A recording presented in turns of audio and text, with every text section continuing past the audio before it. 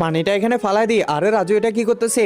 এ রাজু তুই এখানে কি করতেছিস? কিছু না মা। আরে তুই বাসায় আয়, তোকে আমি একটা রেসিপি বানাই দিব। আচ্ছা ঠিক আছে, রেসিপি বানাই দিবা, তাড়াতাড়ি চলো। এই যে এই দুইটা পেয়ারা দিয়ে তোকে এখন রেসিপি বানাই দিব, তুই শুধু দেখতেই থাক। প্রথমে পেয়ারাটাকে কেটে নিব, এরপর ভিতরের যে পেয়ারার অংশটা আছে এটা বের করে ফেলবো চামচ দিয়ে। এই তো সবটুকু বের করা ফেলাই শেষই হয়ে যাচ্ছে। এই তো দেখো ফাইনালি সবটা বের করা হয়ে গেছে। এবার আমি এই ফলটা কাটবো। আচ্ছা মা ঠিক আছে কাটো। এরপর কুচি কুচি করে কাটতে লাগবে। কাটানো হয়ে গেলে এই যে ব্লেন্ডারের মধ্যে দিয়ে দিব, তার মধ্যে চিনি এবং দুধ দিয়ে দিব। এরপর এটা ভালো করে ব্লেন্ডার করে নিব। এই তো ব্লেন্ডার হয়ে যাচ্ছে। আরে হয়ে গেছে, অনেক সুন্দর হয়েছে। এবার এটা পেয়ারাটার মধ্যে দিয়ে দিতে লাগবে। এই তো পেয়ারাটার মধ্যে দিয়ে দিলাম, আর একটু দিয়ে দিই।